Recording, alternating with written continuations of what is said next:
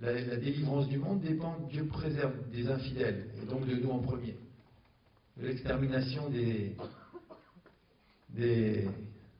infidèles, Dieu préserve. Okay. Eux, ils croient que le mal est une existence en soi. Nous, non. Même si on a des ennemis en face de nous, on sait très bien que ces ennemis, leur force ne vient que de nos erreurs. Et qu'en vérité, c'est une manière de comprendre qu'on s'est trompé, de revenir vers Dieu. Donc tout est pour le bien. Tout est bien. Et ça, c'est le 3e degré de Emouna. À partir de ce moment-là, hein, on a été loin pourtant. Dire que tout ce que fait Dieu, c'est pour le bien, mais qu'est-ce que tu veux de plus? Qu'est-ce que tu veux de plus?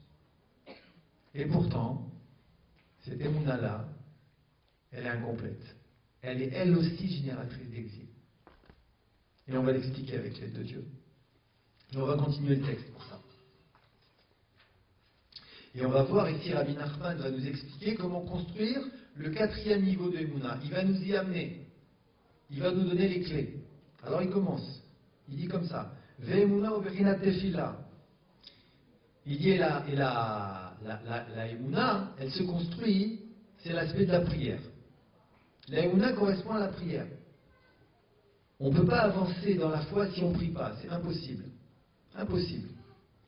C'est-à-dire que des fois, il y a quelqu'un qui a des difficultés, il arrête de prier. C'est pas une bonne chose. C'est pas une bonne chose. Il faut prier, et pas seulement prier, bien sûr, dans les prières quotidiennes du livre, mais aussi parler à Dieu tous les jours, me dit Rabbi Nachman. Il faut parler à Dieu tous les jours. Il faut parler à Dieu. Il faut parler à Dieu. C'est une chose, il faut avoir aucun doute que Dieu n'attend qu'une chose, c'est qu'on lui parle. Comme c'est marqué, ici Rabbi Nachman nous donne une preuve que la foi, c'est l'aspect de la prière. Vaïhi Yadav Emouna. Il est dit sur les mains de Moshe Rabbeinu que pendant la guerre contre Amalek, elles étaient étendues en Emouna, en foi.